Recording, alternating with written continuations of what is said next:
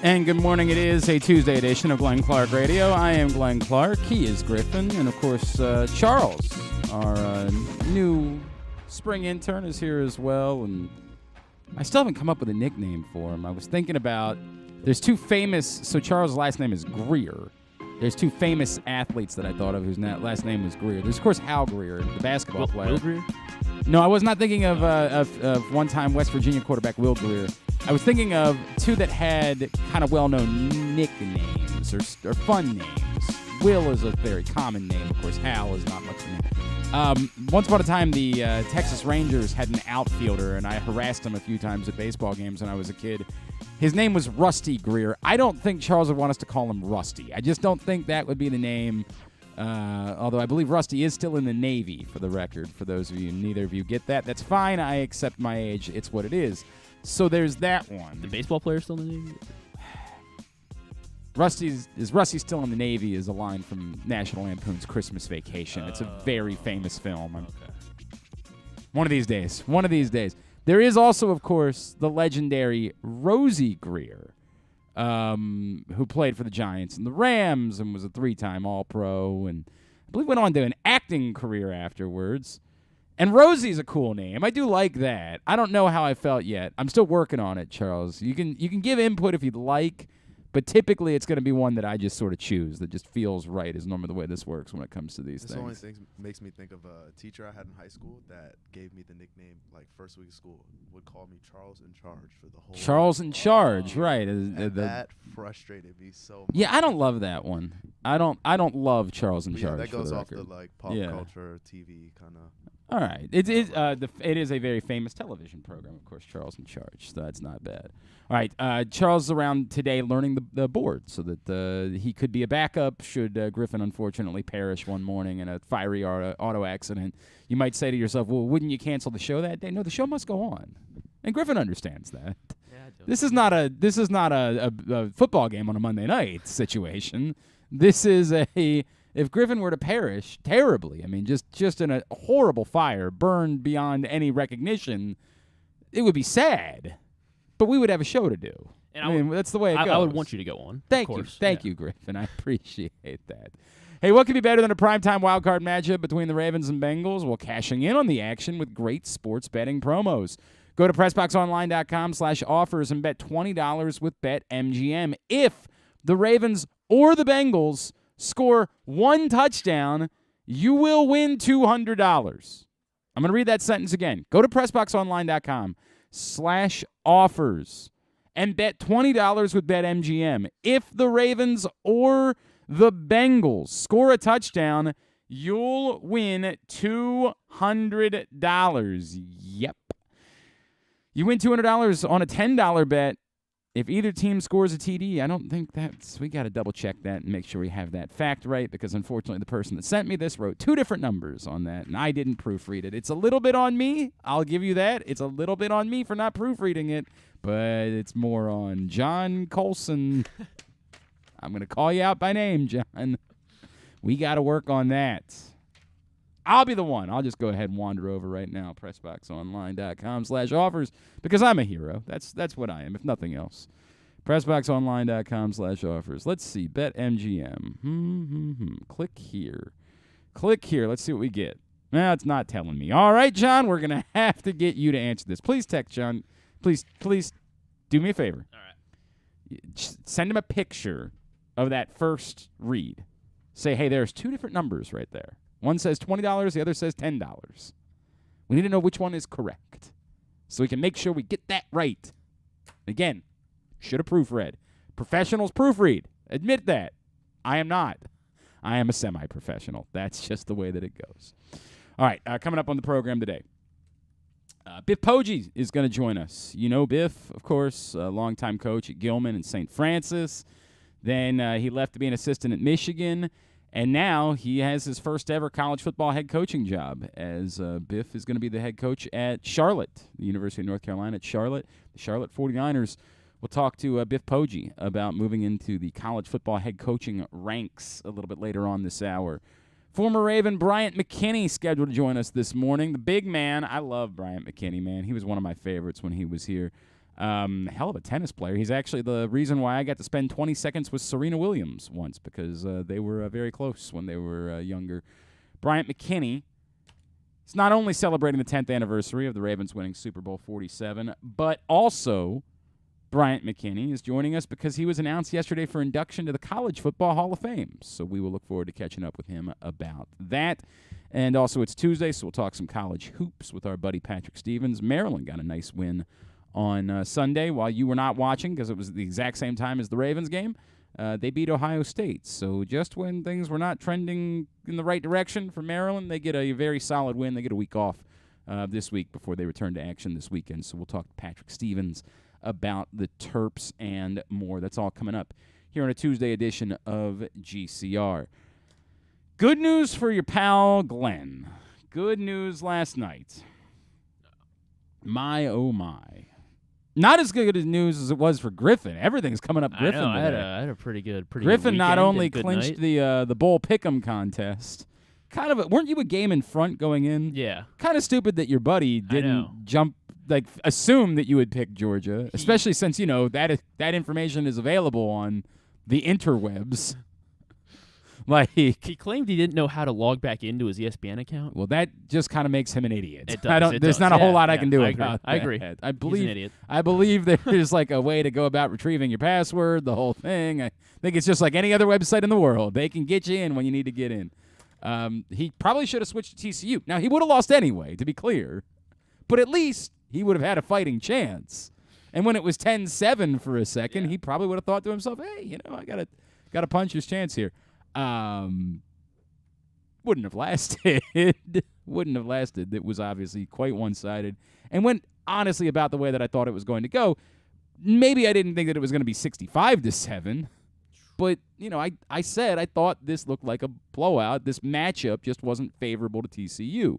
The things that they did with success against Michigan, they weren't going to be able to do with success against Georgia. Now, what I didn't see was that, they couldn't even put up semi-resistance defensively to Georgia. They couldn't even put up anything that resembled some sort of defense whatsoever against Georgia.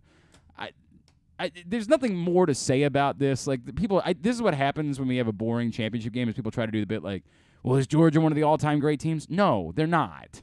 They should have lost the semifinal game. If Marvin Harrison doesn't get hurt, they lose the semifinal. If a kid doesn't look like the most nervous kicker in the history of humanity, they lose the semifinal. No, they're not one of the greatest teams of all time. Last year's Georgia team probably was better than this year's Georgia team, but the difference being that last year's Georgia team lost, right? So we don't talk about them that way. This was a very worthy national champion. You can try to have some debate about would somebody else have given Georgia a better game? Well, you have a playoff for a reason, right?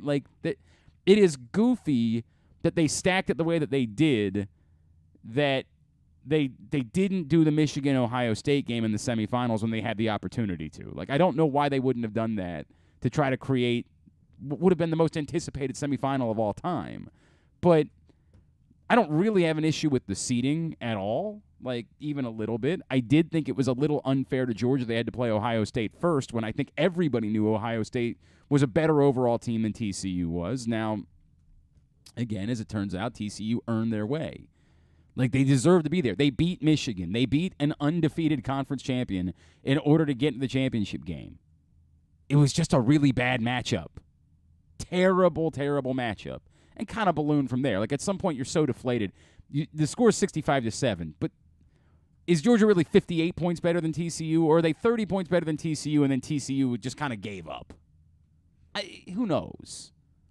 It was a terrible matchup for TCU, and it's a bummer because the semifinals were so good that it would have been nice for the championship game to have been competitive as well. So that was a bummer. That there's nothing else to say about it. There's no big grand statement to make, but it was an awful game. Now, Griffin not only won our bowl pick'em contest, but also last night's Georgia win clinched his gratuitous grouping That's from right, last Thursday's right. show, which was at plus 1,200 odds. And how much American dollars did you put on it? I put $10 on it. So it was another 120 bucks $120 in your pocket. Absolutely. So you walked away with nearly $400 last night. Yeah, it was a good night. It was a good weekend to be betting with Griffin.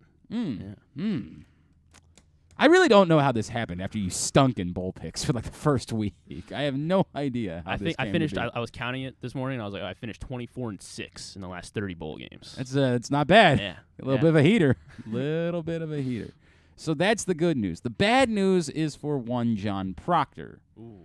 Because not only does John Proctor fall out of first place in our picks contest for the year, he's now a game behind myself, who's, again, killing it. 79 and 84 on the year, baby. Hell yeah. Hell yeah. He now sits a game back at 78 and 85. Making matters worse for him, he did agree to be in on the side bet this week, and thank God he did. Because otherwise, I would have to be the one where it would just be me. I think KZ was. Oh, KZ and I were KZ tied. That's right. KZ and I would have been tied at 4 and 5 each. Instead, John Proctor at 3 and 6 is the sole loser for the week. And by the way, tomorrow is John Proctor's birthday. So I was really hoping maybe he could come in tomorrow and do this as like a birthday. We will see. But John Proctor will be the one that will have to consume the pork and beans popsicle. So, Griffin, you'll have to work with him on that and when he can come in and see if we can't get that taken care of for him because I can't wait for that. Now that I know it's not me, I'm very excited about it. He did, I saw John Proctor at trivia last night, and he was like, yeah, of all the punishments, this isn't so bad. I'm like, I don't know, dude. It's a whole popsicle. Like, if it was just taking a bite, okay, fine. You got to eat the whole popsicle. Yeah. Like, what? I guess so. Would you rather be covered in mayo? No, the answer is always. I don't think people understand the covered in mayo. I had mayo in my grundle for like 3 days. Should we rank the punishments at the end of the season? I'm good with that. We can rank the punishments at the end of the year. I don't even remember all of them at this point. I feel like sorry, go ahead. Bring Charles back up for a second. Yes. I felt like this one was pretty mild. That's why I got in on it. I was like, oh, popsicle. It's a whole popsicle of pork and beans. Think about all the things that could be in a popsicle that would make it worse. I don't know, dude. I don't know, man. You could freeze bugs and put them in that's what the loser of the year's got to consume the worm burger. And for the record, that is still in doubt. 4-game separation as we head into the playoffs, as last night was unfortunate for Andrew Stetka, who had a chance to really get back into it, but he was on TCU's side. The good news for him is so was Paul Valley, so he remains just 4 games behind Paul Valley. The bad news, because I would like to see Kyle Ottenheimer be the one, personally, I would love to see that. Kyle was on Georgia, so Kyle re-separates, and he's 6 games clear. He's now closer to the top of the table than the bottom of the table, which is a real bummer for me, personally. I would have really liked to have seen Kyle be the loser, but that seems unlikely. It seems like it's now a 2-horse race after a disastrous 1-8 week for Paul Valley. It seems like it's a 2-horse race between Paul and Andrew Stetka at the bottom of the table to be the one that's got to eat the worm burger and do all that other stuff. But yes, a blowout last night in the championship game as Georgia crushes TCU. I don't really have a lot else to cover. John Harbaugh was, of course, evasive when asked about Lamar Jackson yesterday. We will find out tomorrow. It will be the most anticipated Ravens practice maybe of all time, which is a very low bar. I mean, imagine you can't name any other practice that you're looking forward to from the Baltimore Ravens. My God.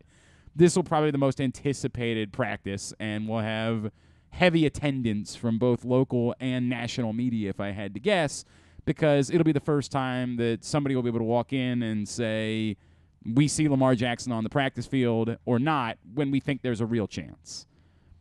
If tomorrow's a big day, it's not a guarantee that if Lamar Jackson doesn't practice tomorrow that he couldn't play on Sunday, but it would seem like if all of this sort of conjecture that we've heard that he's been Ian Rappaport is on Pat McAfee yesterday talking about how Lamar is telling people that he's going to be playing in the playoffs. If that's the case, why wouldn't he be on the practice field on Wednesday of the week leading up to the playoff game? So big day tomorrow. There's not a whole lot else to say. We won't have an answer. The other thing I'd say is just because he's out there tomorrow doesn't guarantee that he'll play. Again, this goes back to what we've heard from Rappaport in the last 24 hours leans more to the idea that this is more about the Ravens not feeling good about it than Lamar. Like, a lot of people would go the other way. Like, the team thinks he could play, but Lamar doesn't. That's not what Rappaport's saying. What Rappaport's saying is closer to Lamar wants to go play, but the Ravens, having sort of seen what he's looked like in therapy and seen what he's looked like in the trainer's room, they're not so confident that he can play in this football game. So Lamar could say, I don't care, it's the playoffs. Even if I'm not 100%, I'm going to go for it. But I don't know what that means. I don't know what that looks like. It's not a guarantee that even if he's on the practice field tomorrow, that he doesn't realize on Thursday, like, nah, I can't do this. Like, I want to, but I physically can't go out and play the way that I need to play in order to be effective.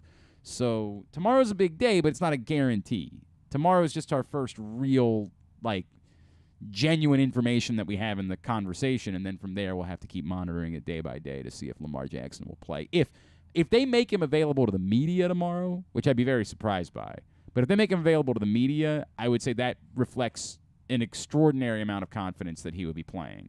I don't expect them to make him available to the media. I think at best, if he stacks a couple of practices, then they'd make him available to the media on Friday.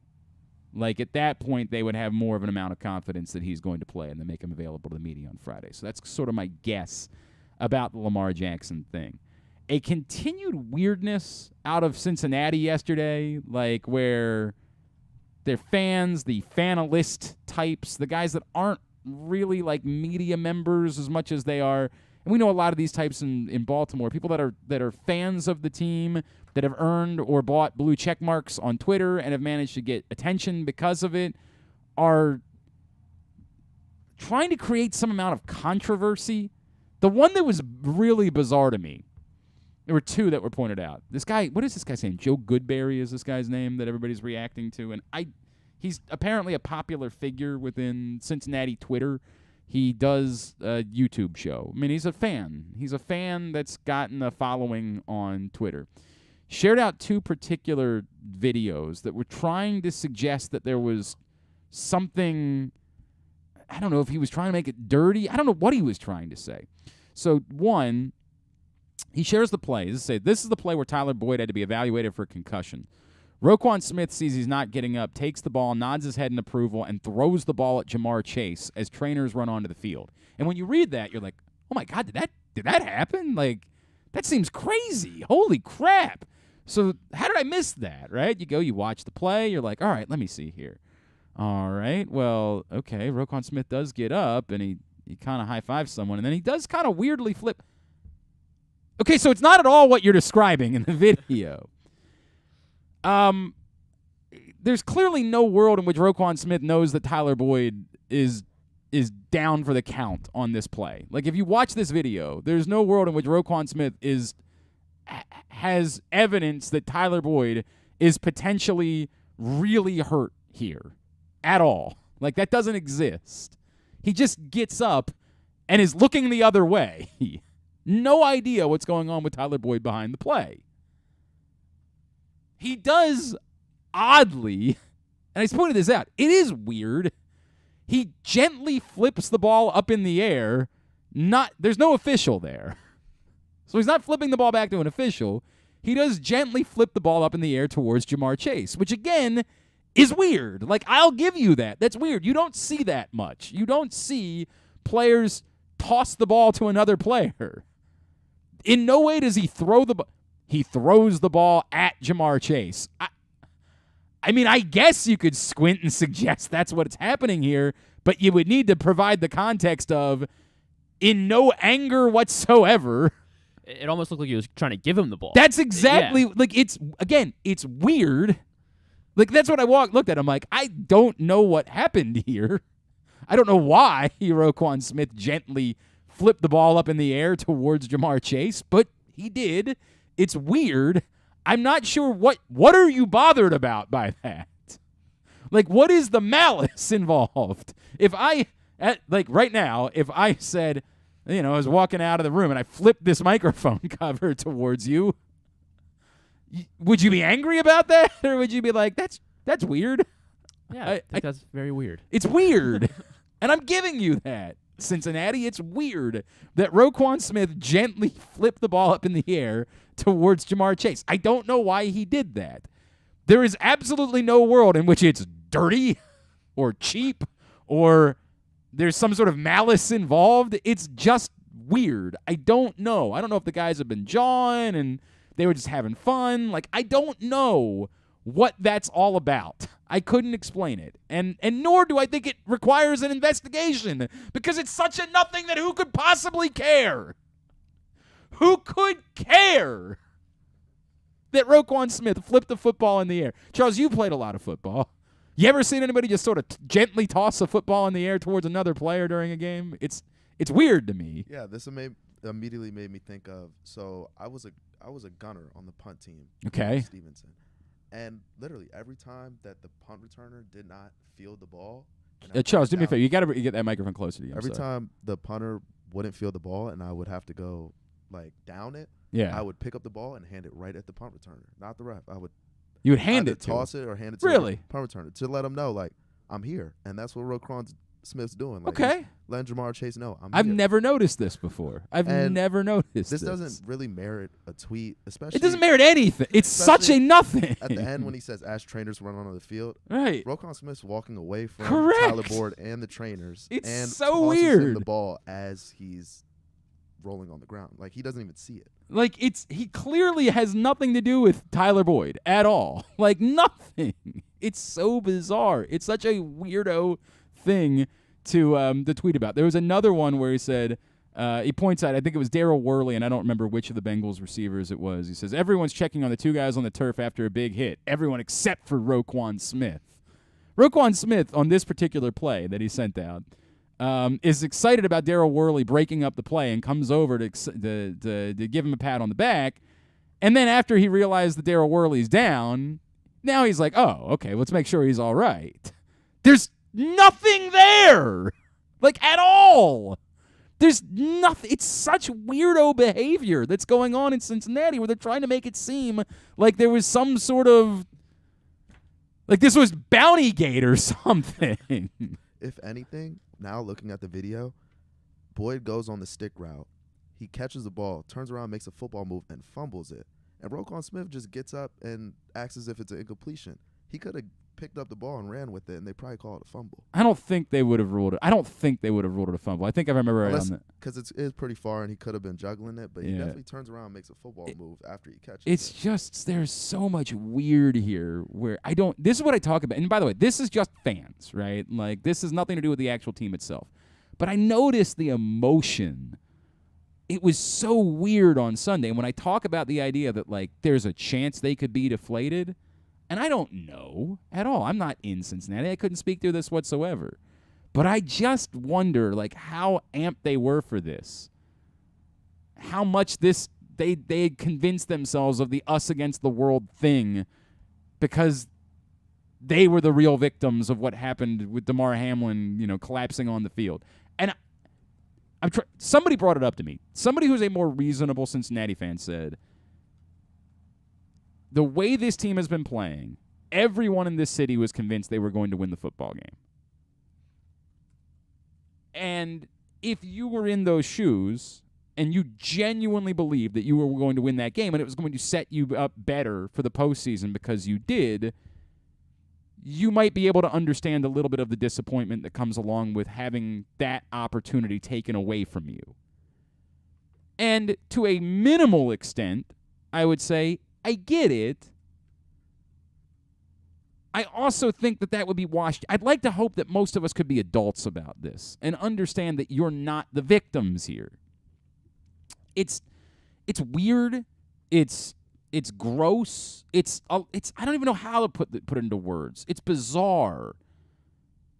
The idea that the Ravens were dirty on Sunday is even more bizarre.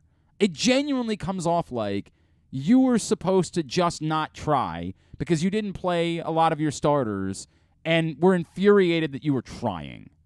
How dare you try after you rested your starters? That's the way it comes off, and that's the way it felt as the game was going on. It felt multiple times like they were pissed off that the Ravens were trying. Just let us win. Just let us get this thing over with. Let it be a preseason football game that we just win because we got up 17-0 and be on with it. It was very weird. I don't know. I don't know if it will impact them. One, they might just be able to keep a chip on their shoulder. They might be able to keep this, Napoleon complex of everybody hates us. We're the real victims of what happened last Monday. They might be able to keep that up for a month. I mean, teams have used dumber things to try to get a chip on their shoulder. You ever met Steve Smith? Steve Smith, you could say hello to him in the morning, and he would somehow use that to motivate him for the rest of the day. Oh, yeah, hello? Hello, huh? Is that what we're doing now? Hello? This a-hole said hello. I mean, he was insane. I mean, we know that. We all remember Steve Smith. There were things that I said that Steve Smith would try to use to be angry about that were not innocuous. I one time said on the radio, somebody called and said, hey, do you think they're going to use Steve Smith more on the inside or the outside? And I said, verbatim, I don't know how they're going to use Steve Smith yet because I haven't been out to see it. That got back to Steve Smith. And he went on Twitter pissed off. I don't know how they're going to use Steve Smith. Like I was saying, he couldn't play. He was crazy, but it worked for him. It worked. Clearly, he was as angry and as motivated and as whatever you want to say as any player maybe in the history of football. It worked. That mentality worked for him. And maybe the Bengals can keep that up for a little while, despite the fact that there is nothing to it. Or maybe it was all there for a week. And 1 week later, when you got to play the exact same team and you've kind of fired your bullets on the NFL hates us, well, now it worked out fine. You didn't have to do a coin flip. You got to host the playoff game. So now what?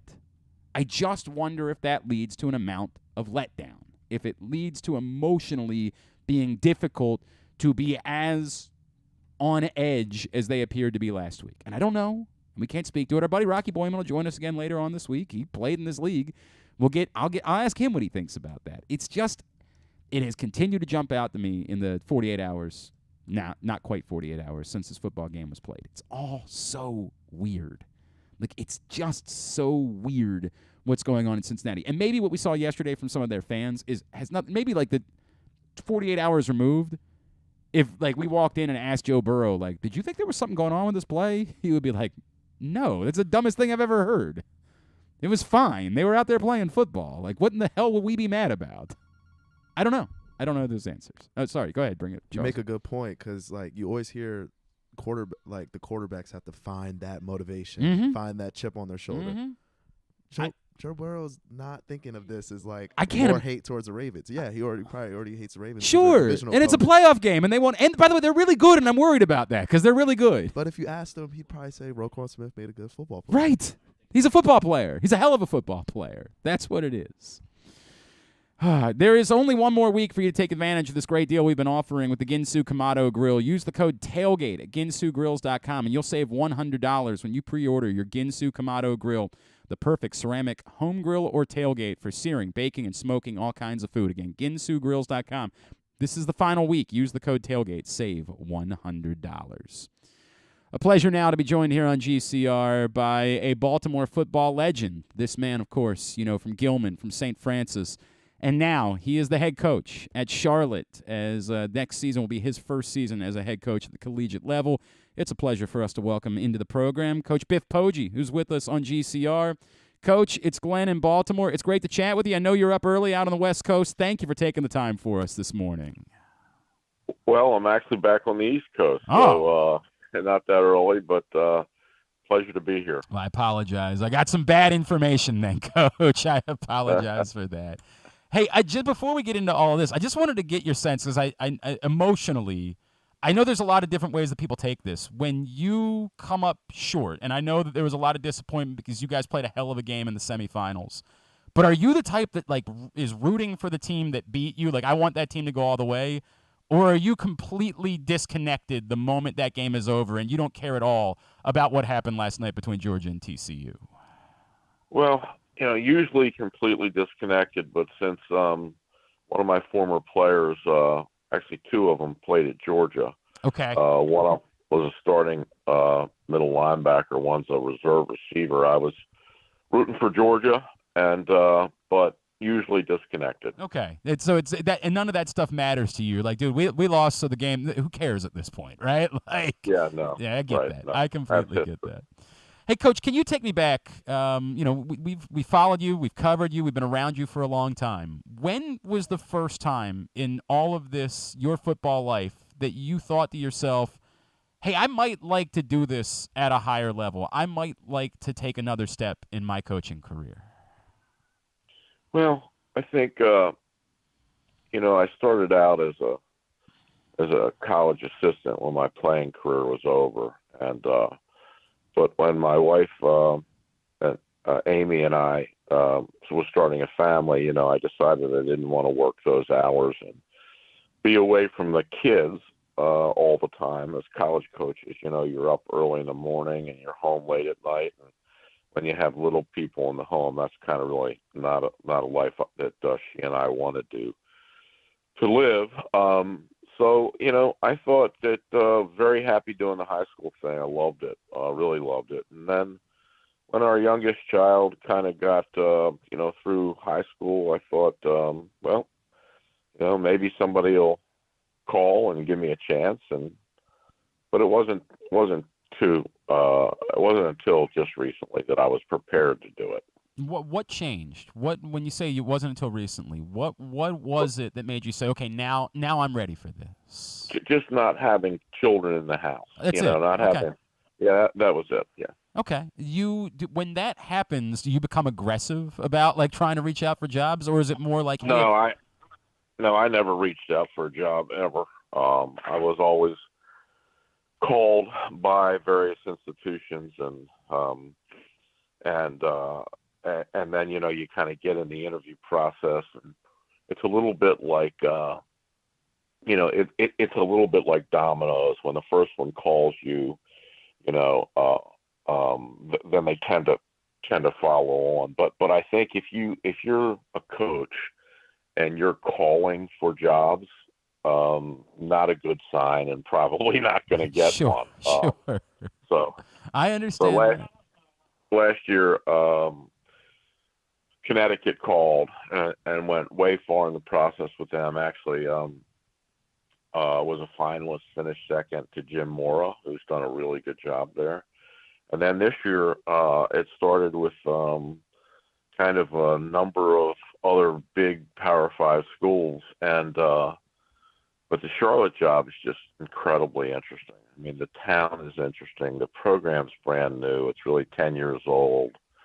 The facilities are incredible. The town is dying for a big-time college football program. It just fit like a glove. So very happy to be there. I want to talk to you about Charlotte, if I could. There were some rumors floating around that perhaps you were involved in conversations with Towson at one point. Is there anything you could tell us about that? Oh, yeah. I talked to Towson. I would say probably did, talk to the former athletic director there, and an alumni had called me, and people wanted to, I think, to have me come back from Michigan to Towson, and Towson, the guy they hired, will do a great job. It just wasn't a right fit for me. And obviously, this is a pretty good opportunity to be at the highest level, at the FBS level as well. I can understand that. Biff Poggi is with us. He's the new head coach at Charlotte. Coach, so let's talk about that job, right? Let's talk about Charlotte, because I think a lot of people maybe are not familiar with the opportunity there, and what Charlotte has been trying to trend towards becoming. We saw Maryland take a trip down there this year and play at Charlotte. What is it that made this so unique of an opportunity to you, that when you only get one first chance to be a head coach at this level? Why was it the one that you said, yeah, that's the spot? Well, I think you hit the nail on the head. You only get one first shot at it. And Charlotte is, unlike any place else that I interviewed with or that was pursuing me, and there were some great names. But I would just say that Charlotte is a blank canvas. If you're if you're a football person and you like building things, Charlotte's like being a painter and having a blank canvas with very little on it, and you can kind of try to make it in your own image. And so that was very, very attractive to me. This is only the 11th year of the program. I'm the third head coach. They want to be really, really, really good. The school wants to be good. The town is dying for major college football. And, the movers and shakers there are completely behind the program. It just is, it is wildly exciting. And the other thing is, in recruiting, like our hit rate, usually in recruiting, if you kind of got to recruit 5 guys to get one, sometimes even more. When we get people on campus, it is almost 100% competitive rate. It's amazing. We're already a little bit nervous around these parts because we've already seen that you've made an impact locally in getting kids to decide to come down to Charlotte. That maybe we wouldn't mind if they stuck around here. Are you feeling that? We know that you are a beloved figure here, and there's an amount of trust that guys have in you. Are you feeling immediately that you're going to be able to create a pipeline and infuriate, say, Maryland fans to take kids out of Baltimore and down to Charlotte with you? Well, I don't know about infuriating Maryland fans, but we're going to do our very best to do that. Look, I spent 30 years of my life coaching in Maryland and in the DMV, as it's now called, and I spent, my playing days in high school here. So I've invested a lot of time in this town. This is my town and my home, and when you spend that much time doing it, you either do it poorly and you don't get a chance to spend that much time, but when you get a long period of time to be a place like Baltimore and the DMV, it means that you have impacted and honored people and their children.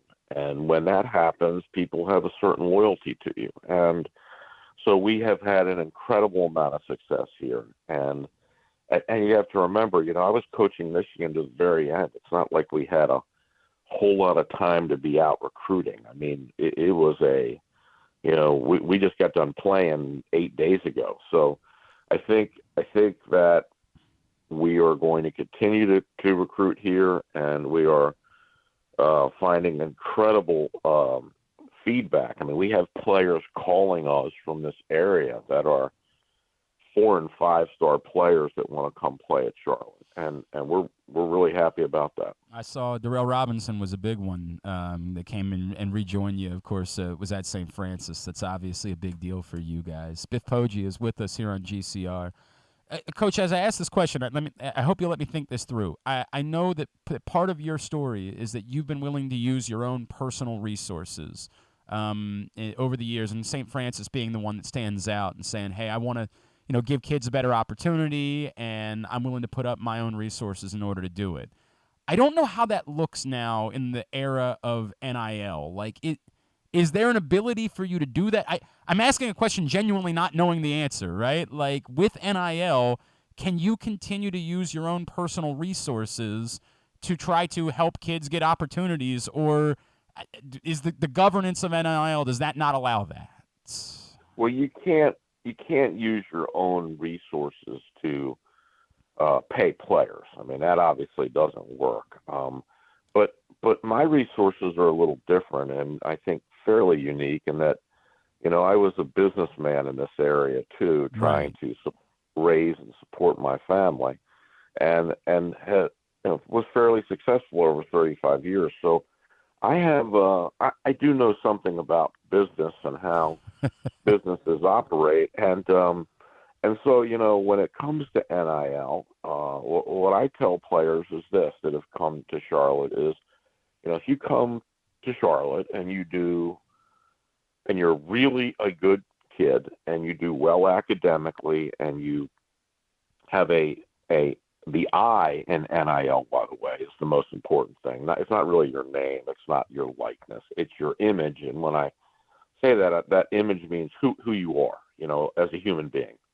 If you're someone that a local brand that is willing to put their brand behind your image because they know that you're a good student, a good person in the community, you play on a good football team, and you happen to be a really good player, then you're going to get NIL opportunities in Charlotte, because Charlotte is unique in this respect. It is the second largest city in the country with domiciled Fortune 500 companies. Most people don't know that. It's only behind New York. So more than Chicago, more than Dallas, pick LA, pick wherever it is. And so there are a lot of business people there. I happen to know many of them. I've done business with those companies. The financial center of the country, by the way. More big banks headquartered there than anywhere. I know Bank of America, for example, is definitely. That's right. Bank of America. Yep. You do a good job, there are people there that are going to want to associate their brand with you. But you have to do all the right things. You have to be a really good kid. You have to be really good in school. You have to present yourself well. And then you have to do it on the field. So that's kind of how NIL works these days. And by the way, I think the genie's out of the bottle with that. I don't think it's ever getting back in. I think it's only going to become bigger and more sophisticated. And I think those that are going to lose at it are going to be the guys that are doing the deals that are these silly deals like, hey, you come here and we'll give you X amount of dollars. Well, first of all, that's not legal. And secondly, most of those promises are never kept, which is, by the way, why there's so many people in the transfer portal. Sure. So we're gonna capitalize on all that. It's interesting. It's the way that you are bringing it up. It's certainly it adds to what probably appealed to you about the job at Charlotte. Is that there's it does. Yeah, it's part of it for there's sure. so much there. Coach, if I could, obviously your run here in Baltimore was legendary, and yet not everybody was always enamored with it. Famously, we made a lot. We talked a lot around, and Henry was on with us, and we talked about the HBO documentary, and there was a lot of people that didn't love what you were doing at St. Francis locally, and we know there was the backlash in the MIAA. Did any of that bother you at a personal level, like given what you were doing, given how much you were trying to compete and win? Did it bother you what happened here at St. Francis? Well, I would just say this to you. It kind of started before that. It started at Gilman, where we were so successful that, what's interesting is whenever you have a new coach, right, the reason you usually have a new coach is because the program's struggling. And so when we took it over at Gilman, that program was struggling and, had some bad years and some losses that the program it didn't want to have. We came in and we hired all the things you do, hire new staff, started recruiting players, coach the players there better, new vision, new culture. And that was all very exciting. And then you start winning championship after championship after championship. And then people in town are like, well, we don't know if that's what Gilman should be in football. And then Gilman starts saying, well, football's getting bigger than the school. And, did that bother me? Of course it bothered me, because to me it was all about kids and giving kids opportunities and excellence. And, when you talk about a school like Gilman or any other school in town, excellence isn't a zero-sum game. You don't want to be excellent in math and terrible in English. You don't want to be great in lacrosse and bad in football. So I think these institutions should want to be excellent in everything. And with St. Francis, it was a little bit different because, that program was ready to fold and the school was really in trouble. So we used that as an opportunity, like we used Gilman, to try to give kids an opportunity to go to school.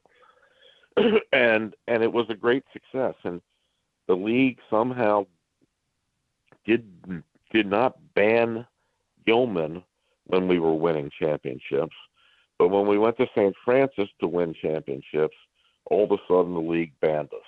And I can't understand that. So was that bothersome? Yes, but look what happened. St. Francis now has the opportunity to play a national schedule, attract players from all over the country. They're going to win a national. They just missed this year. Mm-hmm. They're going to win a national championship and probably a bunch more. And I think it's great for Baltimore. Baltimore should totally be behind it. And it's great for Charlotte because, we built that program.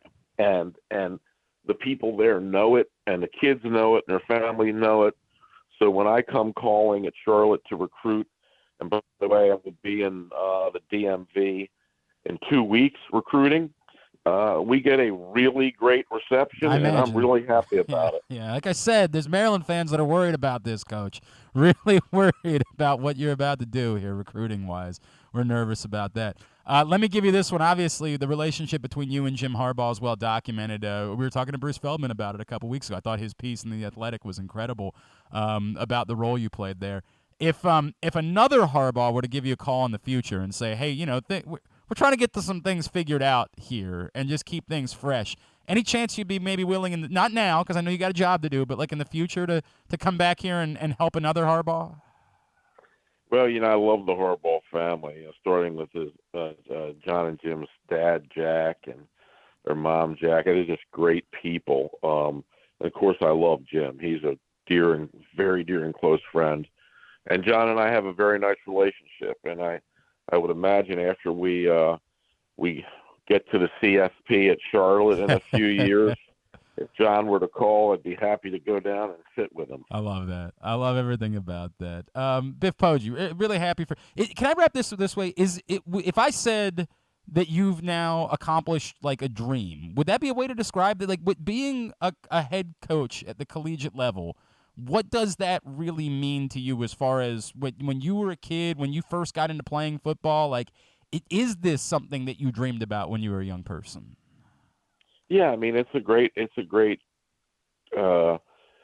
opportunity and something I've always loved and wanted to do. And but it's just the beginning for me. It was never let's get here and just get here. It's like let's get here and build something that will last and build something that affects people's lives and something that really matters. So yeah, I'm very happy about it.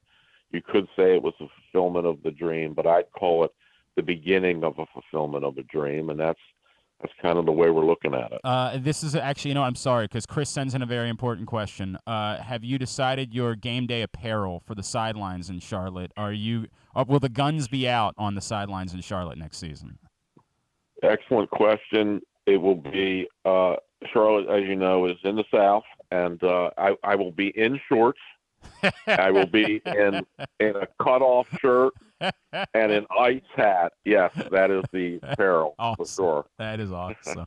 Hey, Coach Poggi, congratulations, man, and everything that you've accomplished. And obviously, this is a remarkable thing. Look forward to seeing what it is you're going to be doing the next few seasons. We'll be in touch. Thank you so much for spending a few minutes with us this morning. All right. Thanks for having me. Bye-bye. Biff Poggi, Baltimore football legend, and obviously now the new head coach at Charlotte. I love that he's sticking with the sleeveless look for the sidelines at a major Division I program. That's awesome. That is dope. Thank you, Chris, for reminding me that I needed to bring that up. That is a great call that he is going to be – you know how much attention he's going to get for that too. Like, I don't know who is first on Charlotte. I have to look at who's first on Charlotte's schedule for 2023. It's unbelievable, isn't it? Yeah, Charles points out famously he would have national TV games. They would get national TV games, and it would be the same. Nothing would ever change for Biff whenever he was on the sidelines. They come to Maryland on September 9th. Oh, that's their opener? No, they play South Carolina State to open the season on the 2nd, but they do come to Maryland on the 9th, so presumably that's a TV game, probably Big Ten Network, and he's going to be on the sidelines on the Big Ten Network, guns out in College Park. That is wild, man. I appreciate Biff Poggi taking the time for us, and we'll be fascinated to see. We're already seeing an impact, and I'm not surprised by it. I was talking to a local coach last week about recruiting, and he said, dude, don't get it twisted. Biff's going to get kids. Like, he's going to get top guys to choose to go to Charlotte. That's going to happen. I said, I believe it. I completely believe it. It's just one more, kind of thing that Maryland and other schools are going to have to deal with now. Is Charlotte probably not a place that you were terrified that you're going to be losing out on kids, and now that's going to be reality. Like they are going to be a factor with Biff Poggi leading the way, and we're already seeing that. It was at the Under Armour game last week that Darrell Robinson announced that he was going to Charlotte. Now there was only some light interest from Maryland for Darrell Robinson. It was more, I want to say Virginia Tech was involved, and he chose Charlotte. He chose Biff Poggi over Virginia Tech. It's a big deal. That is a very big deal. All right, got clarification. Got the numbers right. You can cash in on the Ravens-Bengals primetime wildcard game. Go to PressBoxOnline.com/offers. Sign up and bet $20 with Caesar Sportsbook and automatically get $100 in additional free bets. Just bet $20 and get another $100 to play with. Go to PressBoxOnline.com/offers right now to start winning. Today's show is also brought to you, or a reminder, actually, that Stan the Fan is back tonight. Stan the Fan, Ross Grimsley are going to catch up with Jim Gott, former MLB pitcher, and the man who got his first career win the same day as day one of Cal Ripken's 26-32 game streak. Kind of a cool story. Jim Gott will join Stan the Fan, Ross Grimsley, tonight at 6. You'll be able to watch that live, Facebook.com/PressBoxSports. Or if you miss it, see it tomorrow, YouTube.com/PressBoxOnline or PressBoxOnline.com/video. When we come back in, we're going to chat with Bryant McKinnie. I want to briefly cover, there was a faux controversy involving Joe Flacco that unfolded in the last 24 hours. It's the dumbest thing I've ever heard. We'll talk about it next. It's Glenn Clark Radio.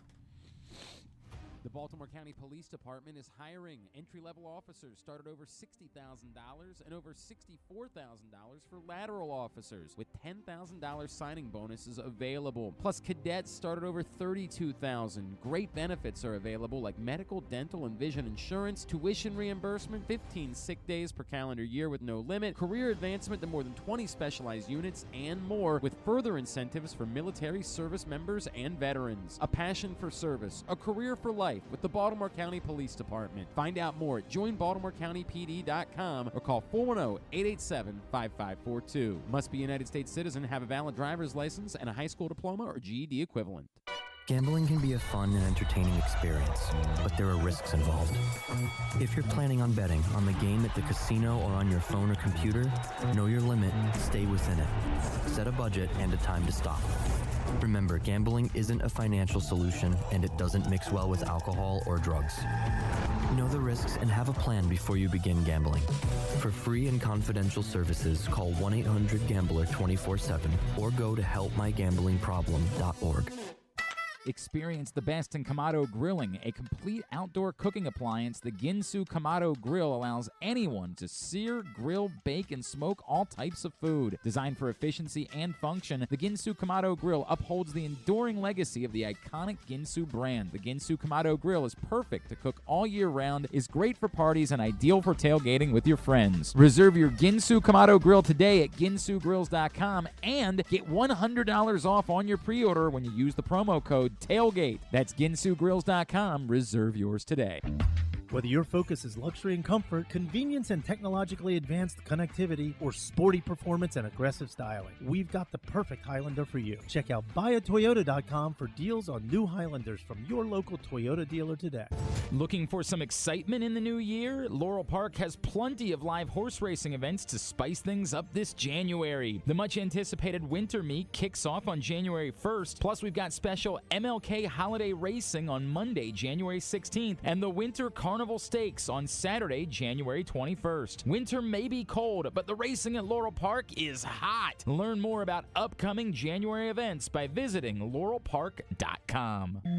Another Orioles season is in the books, and the bat-around was there every step of the way as the Birds posted their first winning season in 6 years. And after promoting 2 #1 overall prospects in Adley Rutschman and Gunnar Henderson, Mike Elias has said it's liftoff from here. Hi, I'm Paul Valley, and along with my co-host Zach Goodman, we'll be here every Saturday Saturday from 10 a.m. to noon all off season, discussing every signing, trade, and waiver claim as we navigate the cold winter months that lead to spring training. You can watch us at youtube.com/PressBoxOnline and Facebook.com/PressBoxSports, or listen live at PressBoxOnline.com/radio. And if you miss a show, you can find us anywhere you get your podcasts. So tune into the Bat Around with Paul Valley and Zach Goodman every Saturday from 10 a.m. to noon right here at PressBox Sports. It's the perfect time to sign the young basketball fan in your life up for a membership in the Retriever Kids Club. It includes free youth admission to all regular season UMBC home games, plus a t-shirt and a drawstring backpack. Membership is only $35. It makes a great gift. Visit UMBCRetrievers.com/Kids Club for more info. Membership is available for kids 12 and under in the Retriever Kids Club. Again, UMBCRetrievers.com/Kids Club. If you can't listen or watch live, you can subscribe to the show via Spotify, Amazon, or Apple Podcasts. Leave a 5-star review while you're there. Or, if lying isn't your thing, we'll take a 3.5-star review too. All right, thanks again to Biff Poggi for joining us. Enjoyed that conversation. Appreciate him taking the time this morning. If you have not picked up the print issue of PressBox, don't know what you're waiting for. Our Best of 2022 issue is on newsstands. It honors the top people, performances, and moments of the year with Adley Rutschman, our Mo Gabba Sports Person of the Year, on the cover. Go get it for free right now at your neighborhood Royal Farms, any of the hundreds of locations around town where you find PressBox, or read it all. PressBoxOnline.com/bestof. All right, a couple of things before we get to Bryant McKinnie here in a second. I am flummoxed. There was a bizarre controversy that I think it's a very, very small number of people think is a problem, whereas everybody else kind of thinks it's neat, and I appreciate that. On Sunday, the Jets played the Dolphins. Joe Flacco started for the Jets. It was a meaningful football game for the Dolphins. They had to win it in order to clinch a playoff spot. Joe Flacco has at least 3 sons that I know of because I've seen a picture of them, and 2 of them were wearing Jets jerseys. The other was not. The other of his sons was wearing a Tyreek Hill jersey to the game. And after the game, Joe brought his son down to the field, and Tyreek Hill signed Joe Flacco's son's jersey, which I think most of us, or maybe it was before the game, I apologize. It might have been before the game that Tyreek Hill signed his son's jersey. Apparently the Fox cameras caught it. I think most of us, especially those of us that are parents, would say, that's sweet. What a sweet story. Like, that's the Joe Flacco's son's a Tyreek Hill fan. Maybe I would have liked to have put him into a maybe more decent human being to be a big fan of than Tyreek Hill, but he's a hell of a football player, man. There's no doubt about that. And he got the opportunity to meet his favorite football player, and given the age of Joe Flacco's sons, maybe not a conversation that Joe wants to have with his son about why Tyreek Hill's maybe not the nicest guy in the world. But, hey, again, different conversation for a different day. Got to meet his favorite football player, get an autograph. That's sweet. But a few people went a different way. David Sampson, the former president of the Miami Marlins. Is it weird? Hang on a second. Of course, this tweet was just up here, and now I lost it. What the hell just happened? Why did it? Thanks a lot, Elon. Your app stinks. You've ruined everything. Sorry, I'm just mad because I had the tweet right in front of me, and then it refreshed. Is it weird that Joe Flacco's son wore a Dolphins jersey to a game? I've never seen that before. A player's family representing the opponent? I'm a hard no. Okay, tough guy. Okay, hard ass. Yeah, this is ridiculous. We're not going to stand for this. Brandon Tierney is a host on WFAN in New York, and he was very angry about this as well. If you're an NFL player, you cannot have family members showing up wearing an opposing jersey. It's disrespectful to the people who cut your check. Disrespectful for the fan base. Okay, guy. It was brought up to me yesterday. I was reminded that once upon a time, Lee Mazzilli got the job as the manager of the Orioles, and his family was very much all Yankees fans. They were all from New York.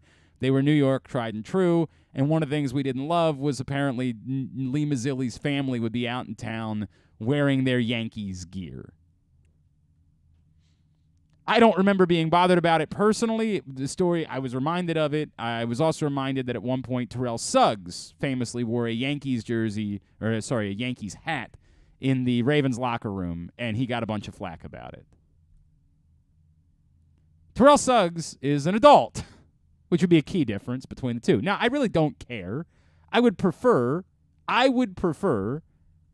that players that play within a city would be like, hey, man, I'm going to try to embrace the city. I'm going to try to embrace their teams and try to get a feel for their fans. There is no obligation to that. It's a little bit weird with Terrell Suggs. He has no connection to New York. He's from Arizona. Like, it's strange that he was wearing a Yankees thing. But if, like, I can understand Pat Ricard is from New England. I've never talked to him about it, but I'm going to guess that if Pat Ricard's a baseball fan, he probably is a Red Sox fan. That's where he's from. So it wouldn't stun me at all if Pat Ricard one day was walking around wearing a Red Sox hat. And yeah, we'd be kind of bummed about that because we like Pat Ricard and we wouldn't love the fact that he was a Red Sox fan, but he's who cares? This is a child that we're talking about. A child. My God. Get a grip. A child. Get a hold of yourself, man. What's Joe Flacco supposed to do? No, I forbid you. Get the entire F out of here with that. Get out. Stop. Nonsense. We get so lost. Like, we lose such perspective on life because sports are so stupid. So dumb. Thankfully, I think most people understand that there is no problem with Joe Flacco's son wearing a Tyreek Hill jersey to a game and wanting to meet his favorite player. It's a neat story. It's neat. It's sweet. It reflects well on Joe Flacco, the man and the father, by the way. Makes him look like a pretty good person, that it was a priority for him to try to do something for his kid. Christ. All right, I'm sorry. Let me shake all that off.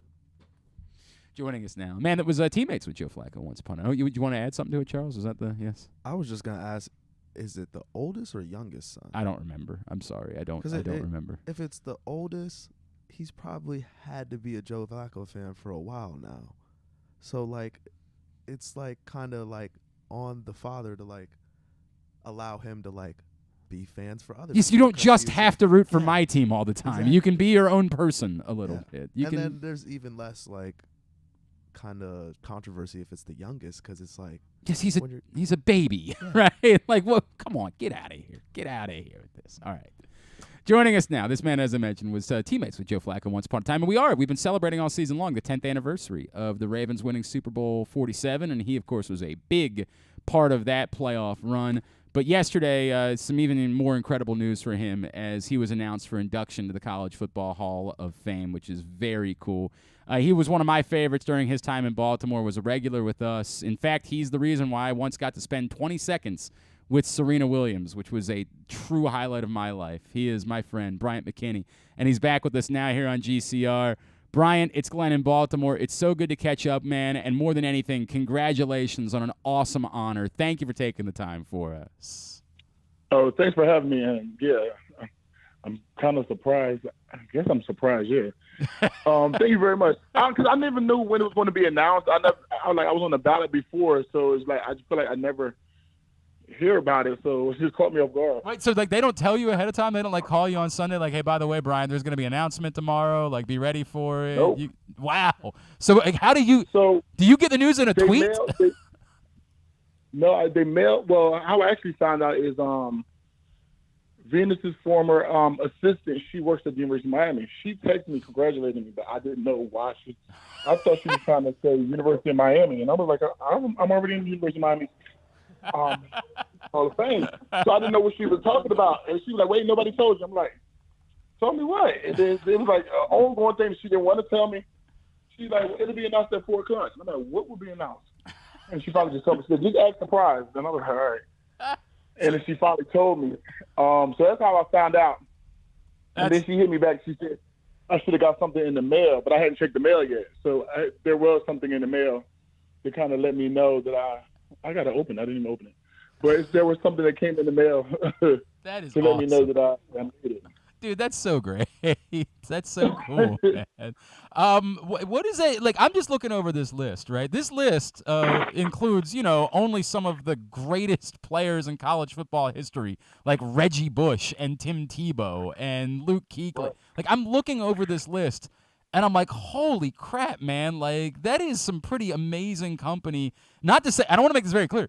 I know you're damn deserving of it, but the company that you're keeping as being a part of the College Football Hall of Fame, does that maybe give you like a, oh my God, this is unbelievable type of feeling? It does. I really looked at the class, and Dwight Freeney, me and him were rivals in college, and it's like the class. This is a really good class. I looked at the names on there, and I was like, oh wow. So yeah, I definitely was excited to see those people, and like Brian Westbrook made it as well. His mom and my mom are friends.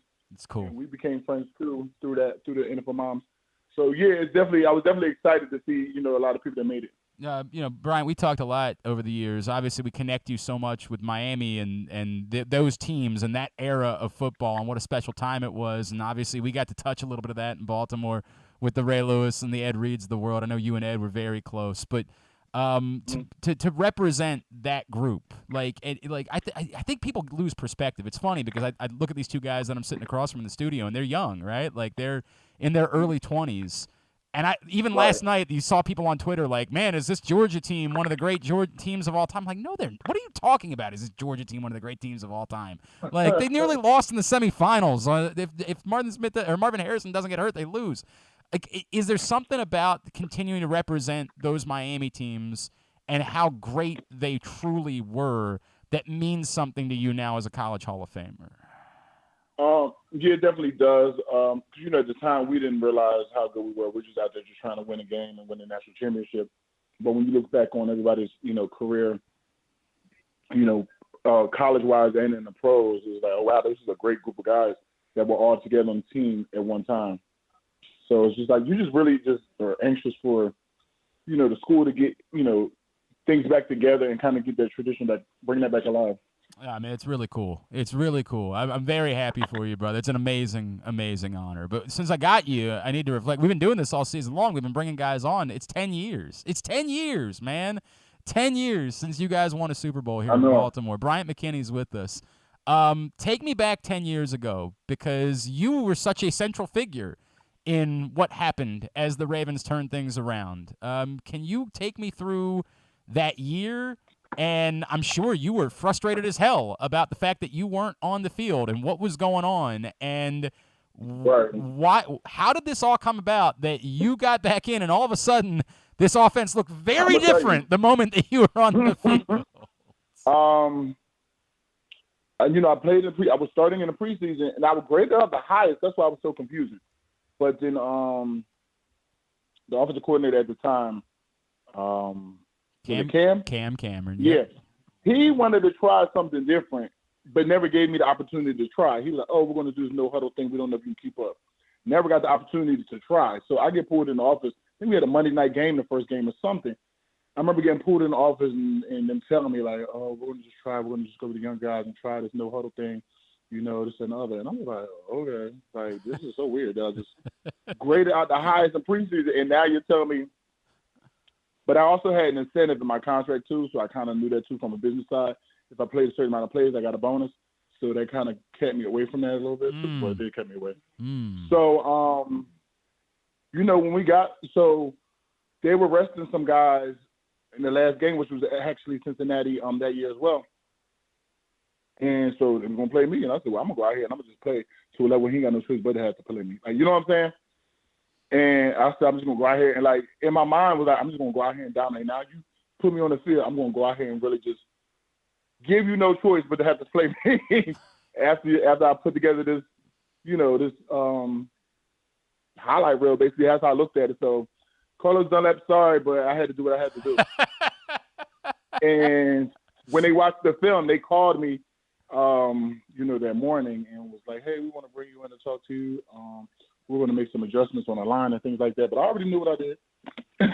My plan worked. And then I was able to, be able to get back in the starting lineup. But also, it kept my body fresh too because it wasn't a whole lot of wear and tear on me that was needed because I was only going in for certain plays here and there. It wasn't like starting week in and week out. So I was way more fresh than probably everybody else. And then my first week matchup was against Dwight Freeney. Man, it worked out okay. That worked out all right. Mm-hmm. It's the easiest thing for us to point out. Like, that's what changed. What else? Like, you remember it was a mess late in the year that year, right? It's not you guys were losing games. You nearly lost in San Diego, if not for a miracle. What else clicked? Like, how did this go from? I remember Ray Lewis coming in the locker room and asking guys to kind of stay off social media and let's just focus on one game at a time and things like that. And I'm thinking a lot of guys bought into it. And we just really was trying to take one game at a time. I feel like the biggest point that took place is when we actually beat Denver out there in Denver. And once we beat them, we were in a position of facing New England again. And I do remember the year before losing to New England, but Ray Lewis being in the locker room saying, oh, we're going to be back in the same position again next year. And I'm thinking, like, what's the odds of us being back here next year? But we were. So once we got past Denver, I was like, I never doubted us not beating New England because that was like, now you have an opportunity to have, like, revenge. Mm-hmm. So, and then Denver was the number one seed at the time, and we were on the road. Like, the weather was freezing. It was just a lot going against us, and we actually were able to pull that off. Once we got to New England, it never crossed my mind of losing was never an option. It was never a thing. And then getting to, New Orleans to play, his brother, the Harbaugh, was just a great opportunity. And it just was like, this is my 11th year. And me and Ed was talking, this is our 11th year. It's our first Super Bowl. Like, we got to win this. No doubt. No doubt. It's funny that you say that. There was a quote that was being shared yesterday a lot on Twitter from Ray, and it's so funny you bring up the speech. Dude, guys that weren't even on the team the year before that I've talked to this year remember what Ray said in the locker room the year before the AFC Championship game. Like, it truly is one of his iconic speeches of all time. But it was interesting because it was brought up that, like, he mentioned you guys getting your butts kicked late in the season, right? Like, it was the Denver game, right? And he said, we go out and we look like the worst team in football. And then a week later, we go beat the Giants, and that's just sports. Like, it's just how it works. Like, one game doesn't mean anything more than one game, and it can just sort of flip on a switch. And, like, this Ravens team this year is struggling like hell down the stretch of the season. And yet, who knows? They get in the playoffs, they win a game against Cincinnati. Who knows what happens from there? Like, is it really that simple for athletes to not dwell on the way things are going or the trends and just be able to go out, play a game, and say, dude, we're good. Like, this is the game that's in front of us. We don't have to think about any of that other stuff. It can just gel. I just feel like when you're in the playoffs too, it's either sink or swim. Like, you know what I mean? It's each game is one game at a time. And if we can advance to the next round, then it's like, okay, let's focus on this and put all the energy into this.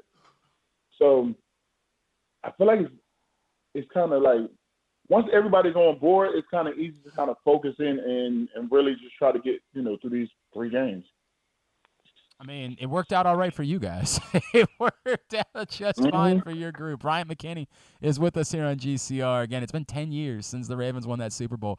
Bryant, what's your relationship been like with the Ravens since then, right? Like, I could understand there being an amount of, like, hey, you didn't want to play me, and then you got rid of me, and, like, I could understand there being, like, a bad taste in your mouth, but it's also the place where you won the Super Bowl, and, the fan base here loves you. Like, the fan base here remembers how much better the team was the moment you stepped in and you were in the starting lineup that year. What's your relationship been like with the city and the franchise? Well, I actually came, what's crazy is I came back for the first time. We had a reunion this year, like in, I guess, October. That was my first time coming back to Baltimore since I left. That's crazy. Wow, man. But and I had a nephew that played there too, Anthony. Oh, that's right. That's right. I remember that. Absolutely. But kind of COVID played a point of that too, because there was no fans one season and stuff, things like that. But I never had I always knew it was business when you get in the NFL. So like, as far as the fans and stuff, I always liked them. I always liked the Purple Friday idea. Like I came from Minnesota, and I said, I'm Minnesota. I never thought about having Purple Friday. We purple too. But so I liked it.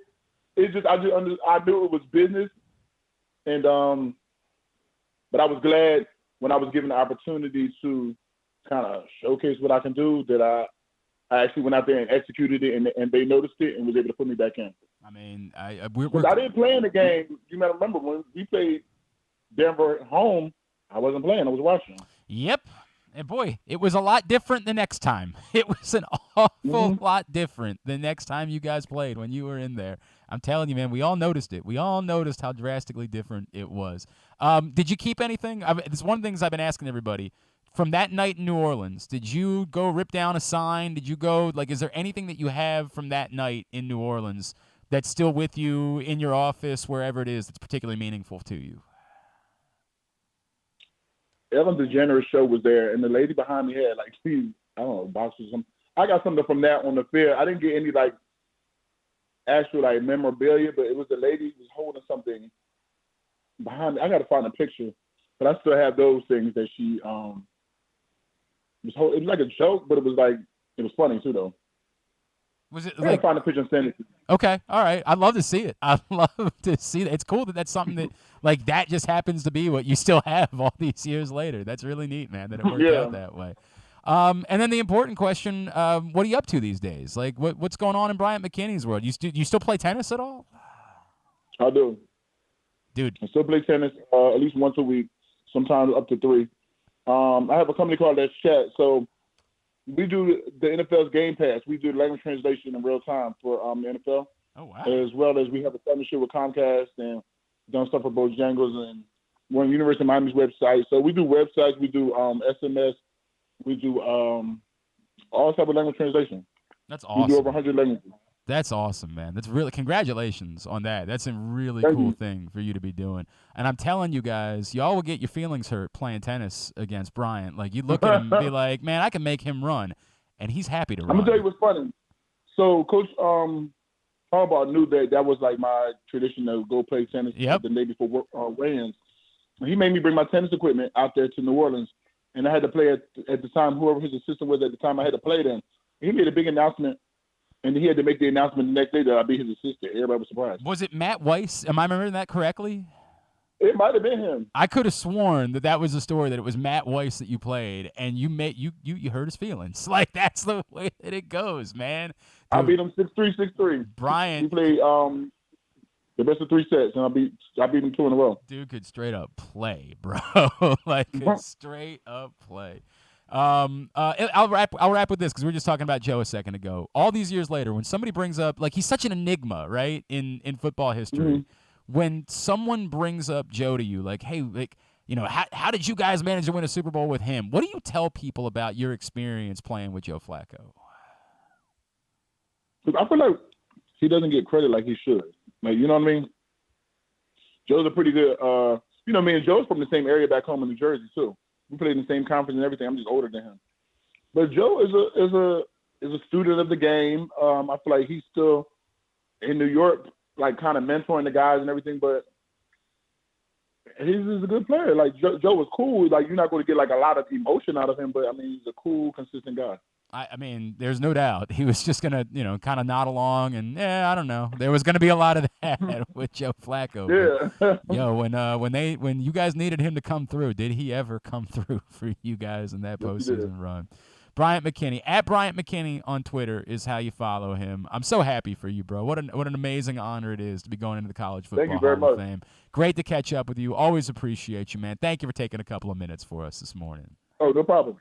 Bryant McKinnie, Ravens Super Bowl champion for Super Bowl 47. Love that guy. Dude, he was so – there were all these reports that offseason that he was out of shape. I called him one day. I'm like, bro, what's going on? He looked at me. He's like, yo, they're talking about me I weigh 400 pounds. I'm 340. What the hell is going on here?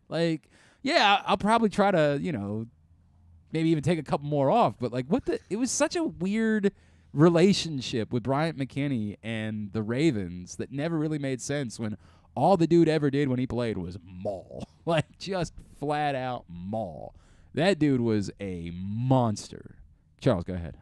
Yeah, I wish the Vikings never got rid of him. Oh, that's right. You're a Vikings fan. I forgot. Yeah, I forgot you're a Vikings fan. When we had Brett Favre, we had the meanest offensive line. It was him. Well, Matt Burke was on that line too, right? Phil Lodeholt, Sullivan, Steve Hutchinson. Oh yeah, Hutchinson was a monster too, no doubt. And we had Lodeholt and McKinney on the tackles, and they were both 6'8", 350 plus. Dude, the guy was such a beast. I mean, he was Brett Favre such never a got beast. sacked until Bounty Gate. Like, And for whatever reason, and Brian tried to explain it. Now, to the point that, like, did it keep him fresh, and was he even better in the postseason because he hadn't played that much in the regular season that year? Perhaps. But the Michael Orr experiment at left tackle did not work. He was not a left tackle in the NFL. And at the moment that they went back to Bryant McKinnie at left tackle, all of a sudden things looked vastly different for this team and went a long way. It's one of those stories about what happened that Ravens team was able to click and get things going in the postseason. It's one of the stories that gets forgotten, that Bryant McKinnie was on the bench for most of that season. And the moment they put him back in the starting lineup, everything changed. Everything changed at that point. Today's show is also brought to you. Actually, quickly, speaking of Ravens players, you can go ahead and call Patrick. It's a nice thing about only having 3 breaks now to take. We can space them out.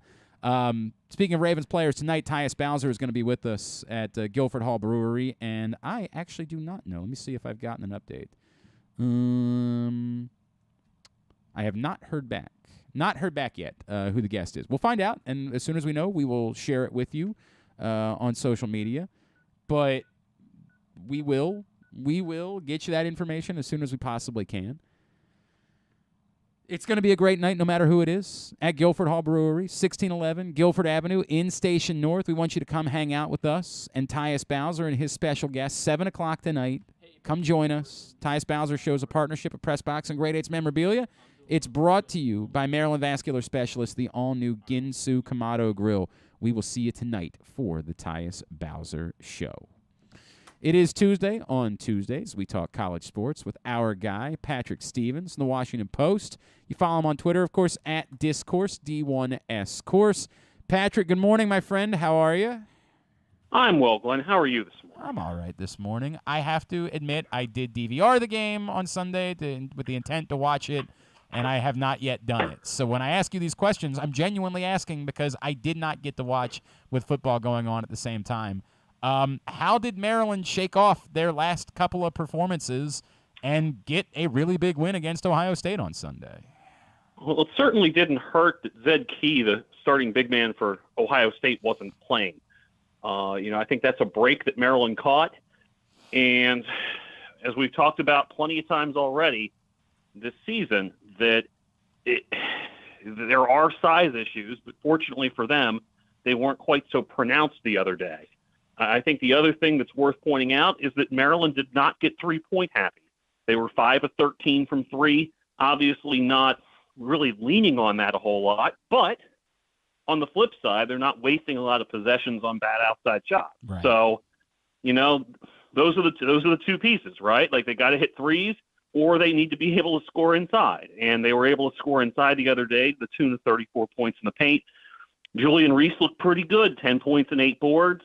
And frankly, Maryland did a great job of just driving it and getting to the line a whole lot over the course of a game that was frankly over officiated, really both ways. It was just a very whistle happy game. So, I think for Maryland, they caught Ohio State at the right time, and that was very much a hold the dam back type of game for Maryland, because if that's a loss and now you're staring at Iowa, Michigan, at Purdue.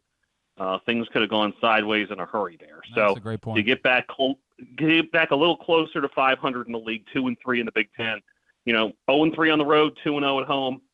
That's probably not a bad place to find yourself if you're them. Now, that doesn't mean it's going to be easy moving forward, but after they get past this game Sunday at Iowa, 4 of the next 5 at home, and then they have another 4 out of 5 at home. This is the sort of stretch that is irked Kevin Willard a little bit, the scheduling issue. Right. But, the good thing is the schedule really does flip for them here in the weeks to come to some extent. And I think the back half of the league schedule, where they see Minnesota twice, they see Nebraska twice, they get Northwestern at home, they get Penn State twice, although Penn State is, I think, better this year. I think it's a much more manageable back half of the schedule than front half.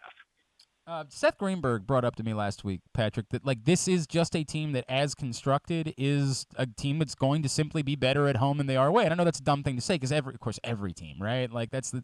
But he thinks there's something unique about this group, and because they're so depleted that they almost kind of need that energy, and they need something else in order to make up for what they have deficiency-wise.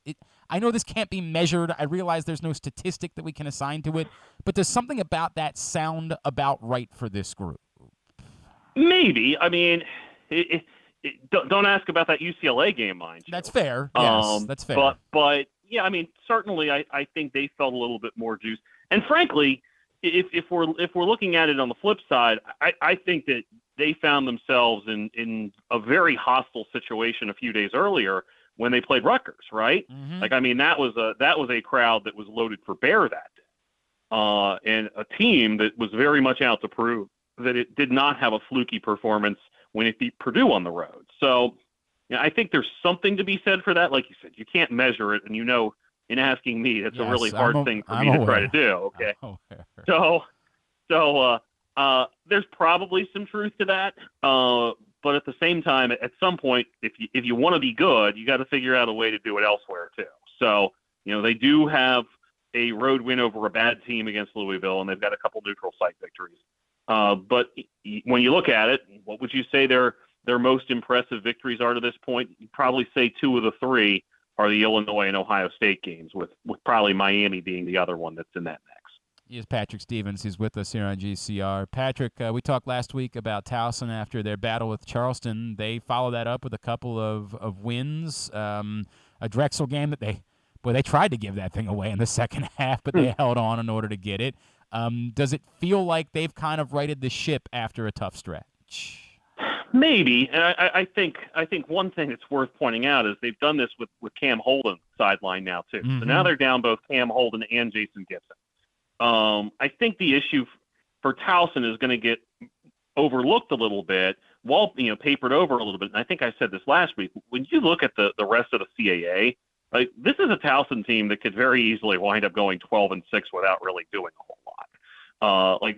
You look at, obviously Hofstra's pretty good, Wilmington and Charleston. But when they get past this coming Monday, when they play Hofstra at home, they have a lot of manageable games go up until the final weekend of the regular season. I mean, you look at the KenPom projections, and basically KenPom has them winning all but 2 of the next, I'm trying to do the math here quickly in my head. It's like 2 out of 13 that they would lose. And those are tight games at Hofstra and at Drexel. I think tomorrow night, I should say, is an interesting game for them. They go to Delaware, a team that isn't as good as it was last year. Also has drawn a tougher early schedule, having to play both Hofstra and Charleston. But that said, that I think is a good barometer, a better barometer, frankly, than Drexel at home, or especially Stony Brook, a team that's really young and really struggling on the road. So I think for Towson, again, the same type of stuff that we've talked about. They got to get healthy, and it's clear that it's going to be a win 3 in 3 days situation for them. So for them, I think as much as anything, you'd kind of like to get yourself in a spot where you're a top 2, top 3 seed in the league, if at all possible, and just be playing well. So winning a couple games is nice, but there's going to be opportunities, I think, for them to win games even by double figures and not play particularly well. And I think for them, it would be much better from their perspective to get healthy and to be playing better, just because I think that's what's going to be required in March. It's not necessarily what's going to be required for a good chunk of January and February. When we talked last week about UMBC after the Vermont loss, we talked about maybe whether they are, kind of closer to the top of the league or just one of the teams. Would I be right to assume that going up and winning at Bryant suggests that they've kind of making a statement that they're maybe closer to being a solidified number 2 in that league?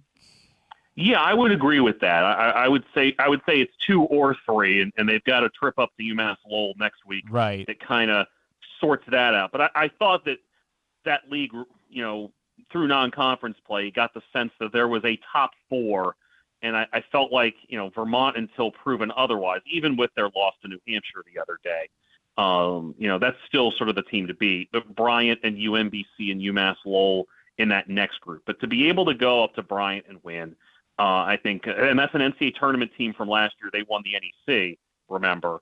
That's pretty impressive. I think, too, something that stands out is they play pretty good defense up there. Maybe not great defense, but pretty good defense, certainly on the road in league play. against a really good team. And so, you look at them and they've got a balanced approach in that game. Colton Lawrence with 19, Jacob Bunyasith had 15. They shot 40% from three, which is the kind of thing that they've done on occasion, and more than a few occasions this season. Only had 5 turnovers in a place that's really hard to play at. So I think that's a good sign for the Retrievers. Now they come home. They play their next 3 conference games at home here coming up in the next week and a half to 2 weeks or so. They have a non-conference game against Hartford, a recent America East, or I should say longtime America East rival that's actually transitioning down to D3. But they've got 3 other home games in that mix. So I think that's going to be a good chance to see, or 3 out of 4, something like that in that mix. So I think that, when you look at UMBC, that's a situation that bodes well, having won at Bryant. Correcting myself here, they play Maine and Hartford at home. They go to Lowell, and then they have New Hampshire at home. So a good sign for them, especially being able to play some decent defense up in Smithfield. And then I know last night you got to see the rare 2 different 30-point scorers on the same team game locally, right?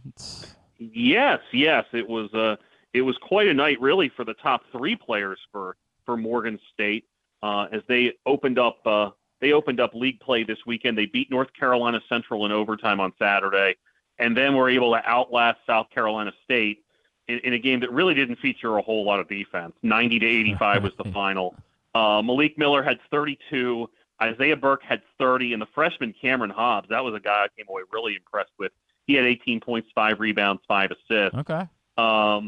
So the Miller and Burke combo is the first pair of Bears to have 30 points in the same game. We'll bring some names back here for you. Tywan Kensley and Philip Carr did it in 2018 against Florida A&M. So it actually was a little more recent than I expected. But that having been said, if you're Morgan State, you probably feel like, first of all, you're thrilled to be 2-0 coming out of the first weekend of MEAC play. They get Coppin this week in a single game.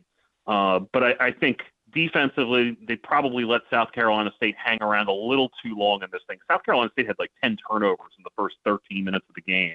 And it just felt like Morgan was up 12 at halftime, and they just never could quite put them away up until the final minutes. And so you look at that and you go, okay, there's certainly some things to work on. And watching Kevin Brodus throughout the game, he was clearly less than pleased with the defensive showing. But it's been a Malik Miller and Isaiah Burke show for them, and maybe not any more than it has been last night anyway.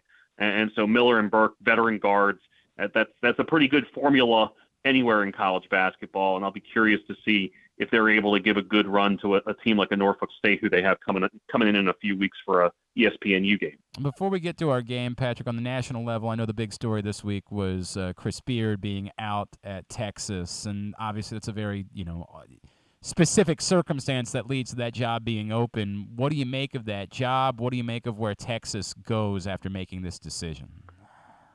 Well, I think the standard story with Texas is that they've got more money than God, right? That's essentially like the long-time story. The last time that Texas made it out of the first weekend of the tournament? Tell me it's when Kevin Durant was there. Tell me it's that. It was the year after Kevin Durant. Okay. It was the year after Kevin Durant was there. Was that TJ Ford? No, that was before. DJ Augustine and Damian James and those guys were all on that team. Right. So 2008 is the last time that Texas has been out of the first weekend of the tournament. The last time that Texas, since that span, I should say, since that 08 team, they've been better than a number 6 seed only twice. In 2011 as a 4, and in 2021 as a 3. So you have all this excitement about, you got a new arena, and Texas has all this money and this, that, and the other. Texas has to prove it. And by the way, they fired Rick Barnes, and he's done okay at Tennessee since he left. Shaka Smart got out, really in a situation where people, I think, in Austin were ready for a change, and he's done okay at Marquette. So when you look at the former Longhorn coaches doing well, you sit there and wonder, well, maybe the issue's at Texas. This Texas team, I think, obviously had Chris Beard's suspension hanging over it here for a month or so. And I thought that the response that those players had on Saturday, a 56-46 win at Oklahoma State, is encouraging. But that's going to be, I think that's a job that from the jump kind of sets the market. That's going to be the thing everybody's talking about. In some ways, it's going to be a little bit like a bigger and louder version of what Maryland was last year, right? Like everybody was talking about the Maryland job for a couple months. I guess really until the Louisville job opened, right? Like for a month and a half, it was all about Maryland, and then maybe the Louisville job took up a little more oxygen. But this year, we're gonna hear about 2 months worth of who's going to go to Texas. Chances are somebody will take Texas's money, and it will be a lot of money. And it'll be interesting, I think, to see whoever it is. I would not be shocking to me if they had some SEC experience, given that the Longhorns are heading in that direction here in another year or two. I was going to throw this out there. Is it crazy to think that they have so much money that they couldn't even maybe make a run at Scott Drew, for example? Maybe. I mean, you also have to understand too, and we've seen this in basketball more so than in football, but especially in basketball, where you see guys that have won a title or have been to a Final Four, and they realize that things are pretty comfortable. Sure. This is the whole Jay Wright at Villanova. Yeah, right? I can have this job for as long as I want to have it. I can have this job for just about as long as I want to have it. Right. And if you're Scott Drew, you are part of a remarkable story. I mean, you basically took over a smoldering crater. Yes. And were able to build it into a national championship game. So Texas is probably going to be the school, not just the one that's being talked about, but there's going to be some agents that should be sending fruit baskets to Austin. Oh, no doubt. Because they're going to be able to get their guys, money. There's going to be some contract extensions that get announced for guys that are fairly prominent here in the next couple months. That's a great point. It's not like Baylor doesn't have money, by the way. It's not like they couldn't. Correct. All right, it's time for our game. Can Patrick Stevens name the MLB teams that this particular player has played for? I'll get back to doing it the reverse way. I'm going to do the tougher one first and the easier to follow up. Although, again, as every time I say that, you end up blowing me away on the tougher one, and then I say, well, now I just feel stupid for how I stacked this. My first one is a reliever. He is a man that was a 3-time All-Star and a 2-time World Series champion. There were 4 teams for Rick Aguilera. Rick Aguilera was definitely a Twin. Of course. And he was a Met. He was. I feel like Rick Aguilera was a Boston Red Sox. He was in 1995, a trade deadline acquisition before he went right back to the Twins afterwards. For Frankie Rodriguez, if I recall. I believe that is correct. Yes, I believe that's right. And then, do I remember him as a Cub? I don't know why. I say I'm going to go with the tough one first, and then Patrick Stevens knocks out 4 for 4 and Rick Aguilera, and I feel like a silly goose at that point. Would you be okay with me switching it up, just to have maybe a something? Because the next one is so easy that I just feel like you're going to knock it out. Can I switch it up and go a different way? Sure, go do what you want. All right. I feel like I always get embarrassed because you make these. There's you know what? Now I don't know which one I want to go with because some of these might be too tricky. My second one was just going to be Max Scherzer, so just do it anyway. Give me the teams. Max Scherzer. That would be Arizona, Detroit, Washington, and the New York Mets. Yes, obviously a very easy one. That would be Max Scherzer. That was well done, sir. What's the schedule look like for you this week? We'll be heading down to see Georgetown again tonight. Play Seton Hall. Did you leave one out on Scherzer? Did you say all 5? You said 4. Sorry. I meant there was 5. There is 5 on Scherzer because. Oh, he was a Dodger too. Yes, exactly right. Yes, exactly right. I'm sorry. I screwed that up. That's my fault. Go ahead. Your schedule for the week. I thought you were holding me up to wonder about the excitement at Georgetown. Yeah. They play Seton Hall tonight. They still are winless in the Big East for a long, long time. And still haven't fired their coach yet. And they're it's not a good situation down there, which is something we've heard a lot about. But they have lost 26 consecutive games against Big East opponents, which means if they were on The Price is Right, the cliffhanger would have gone over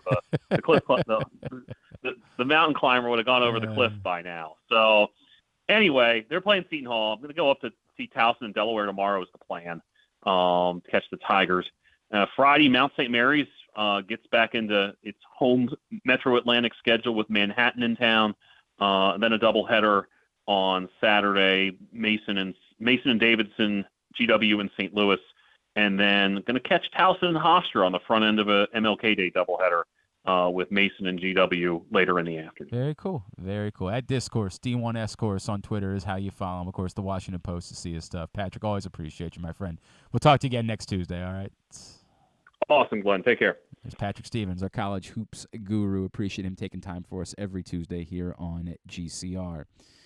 Today's program also brought to you by the Baltimore County Police Department. They are looking for some folks who are ready to make a change in their career, in their life, and they've got great opportunities for you with the Baltimore County Police. A cadet can start over $30,000 a year. Entry-level and lateral officers, both over $60,000 a year. Actually, for lateral officers, it's over $64,000 a year. And entry-level and lateral officers also have $10,000 signing bonuses available. Great benefits like medical, dental, and vision insurance, tuition reimbursement, 15 sick days per calendar year with no limit, career advancement to 20 specialized units and more. Further incentives for military service members and veterans. Find out more by going to joinbaltimorecountypd.com or by calling 410-887-5542. You must be a United States citizen, have a high school diploma or GED equivalent, and possess a valid driver's license. We'll come back in. We'll get a tidbit. We'll get tubular, and then Simply the Bets. That's on the way. It's Glenn Clark Radio. It's the perfect time to sign the young basketball fan in your life up for a membership in the Retriever Kids Club. It includes free youth admission to all regular season UMBC home games, plus a t-shirt and a drawstring backpack. Membership is only $35. It makes a great gift. Visit UMBCRetrievers.com/Kids Club for more info. Membership is available for kids 12 and under in the Retriever Kids Club. Again, UMBCRetrievers.com/Kids Club. Make the most out of every day in your Toyota RAV4. Available in hybrid or gas-only models. A RAV4 can get you where you want to go in style. Check out buyatoyota.com for deals on new RAV4s from your local Toyota dealer today. The latest edition of Press Box is available now, and it's our annual Best Of issue. On the cover, we recognize Orioles catcher Adley Rutschman as our 2022 Mo Gabba Sports Person of the Year, and he sits down with us to discuss how his arrival in Baltimore was simultaneous with the Birds' turnaround. Also inside, we recognize the top people, performances, and moments of the year throughout the local sports scene. Press Box is available for free at over 500 area locations, including 60 Royal Farm stores, and you can always find the entire edition as well as the best daily coverage of the Orioles, Ravens, and Terps at PressBoxOnline.com. Looking for some excitement in the new year? Laurel Park has plenty of live horse racing events to spice things up this January. The much-anticipated winter meet kicks off on January 1st, plus we've got special MLK holiday racing on Monday, January 16th, and the Winter Carnival Stakes on Saturday, January 21st. Winter may be cold, but the racing at Laurel Park is hot. Learn more about upcoming January events by visiting laurelpark.com. That first sip. That first bite. Start your day off right with a delicious breakfast at Royal Farms. Choose from a fantastic selection of fresh Royal Farms breakfast sandwiches and top it off with a rich hot cup of the freshest coffee in the world. At Royal Farms, breakfast is available day and night. It's the freshest breakfast in the world. Real fresh, real fast. Royal Farms. Stan the Fan here, welcoming back one of my favorite sponsors, the Costas Inn. And everybody around Baltimore knows that the Costas Inn is a great place to go and grab crabs, steaks, salads, soups, whatever's on your mind to eat in person. But did you know that the Costas Inn has upped their game? They are now one of the premier takeout places in Baltimore. Give them a call now to order your food, 410-477-1975. That's the Costas Inn over 4100 North Point Boulevard. Tune in to Simply the Bets every Tuesday and Weekend at Bookies every other Thursday at 11:40 a.m. And if you really have nothing better to do, keep listening to this show too. All right, back in here on GCR as we wind down for our portion of today's show. Today's show is also brought to you. We're just talking about UMBC with Patrick, and UMBC, as he mentioned, home for 3 out of the next 4 on the men's side this Saturday at 1 o'clock against Maine. Monday, a little MLK Day, early evening, late afternoon matinee, 5 o'clock against Hartford, and then Saturday the 21st against New Hampshire. course, the women also will be home a good bit over the next few weeks. The women are home next Wednesday night. Yes, I did the math right. Next Wednesday night against UMass Lowell, the 18th, and the following Wednesday against NJIT. Get your tickets for all of those games and experience game day at the Peak by going to umbcretrievers.com in order to get your tickets to check out UMBC basketball. Let's get a tidbit. Tidbit is brought to you today by the Toyota Tacoma and your local Toyota dealer, buyatoyota.com. The Toyota Tacoma comes in a range of models and trim lines, so you can choose the perfect Tacoma to reflect your unique personality and driving habits. Check out buyatoyota.com for deals on new Tacomas from your local Toyota dealer today. All right, so Brock Purdy has now recorded the highest passer rating. Yes, the highest passer rating in the second highest. We've done a lot of Brock Purdy. He's tidbits. done things that we've been never all seen over the place. Well, he's done things that we've seen once before. Right. So I feel like I got to point it out. And but he has the second highest passer rating through his first 5 career starts as a quarterback in the Super Bowl era. So he is in second behind. Starts, not games. So yeah, so his first 5 career. So it doesn't matter when they started. It didn't have to be like Mahomes. Mahomes is third. He's right behind Kurt Warner. Kurt Warner is It's 1. always Kurt Warner. I'm Warner. telling you, there's such a Kurt Warner vibe going with Brock Purdy, man. 131.4 for Warner, 119.0 for Purdy, and then Mahomes was 116.3 in his first 5 starts. Warner did that in his first 5 career starts. I know I mentioned it yesterday, but I really hate the. Well, if they can do it in San Francisco with a backup quarterback, why can't Baltimore do it? Like, dude, you're missing everything. You're missing you're missing that Brock Purdy clearly is going to be an NFL quarterback. I don't know how he fell to the final pick of the NFL draft, but the dude looks every bit the part. You're missing that. Yes, Mike Shanahan is far more built to be able to have musical quarterbacks than anyone else in. Not anyone, but most other offensive-minded coaches. And 3, you're missing that even when they were without Deebo Samuel, who, by the way, is back now. Now they've got Deebo Samuel, Brandon Ayuk, George Kittle, and Christian McCaffrey to throw the football to. There is no comparison between this and Baltimore. None. Laughable to ask the question. Even when they didn't have Deebo Samuel, they still had Brandon Ayuk, George Kittle, and Christian McCaffrey. And Mark Andrews is good, don't get me wrong, but maybe equals out to 1 of that 3. Christ. It's not comparable. Not comparable at all. But anyway, go ahead. But they pointed out that Kurt Warner in 1999, that same season, he went on to win the NFL MVP and the Super Bowl MVP. Mahomes also did both of those in his first 3 seasons as well, so Purdy maybe on the same trajectory. I mean, I don't. He's not going to win MVP. Oh, you think he could win Super Bowl MVP? Yeah, he could win Super Bowl, yeah, but he won MVP. Mahomes did one the MVP following in his year. first 3 years. So if he does, he could do this in his first 2 years. I'm going to bet against that, but I get it, man. Like the dude has been very surprising. Mike Evans also has now recorded another 1,000-yard receiving season, 9 straight for Mike Evans. That ties him for the second most consecutive. Yes, behind Jerry Rice. Yeah, behind Jerry Rice. Yeah, and now I wanted to see if you could name all the guys that have had 9 seasons of 1,000 yards receiving. There are 7 of them, including the 2 that you just named. So there's only 5 more? Yeah, there's 5 left, yeah. Okay. You can let Charles get in on this as well, because... Get in on this, Charles. I mean, as a Vikings fan, right, I'm just going to guess that Randy Moss is probably on this list. Randy Moss. So I Randy Moss has 10. Randy Moss had 9 seasons.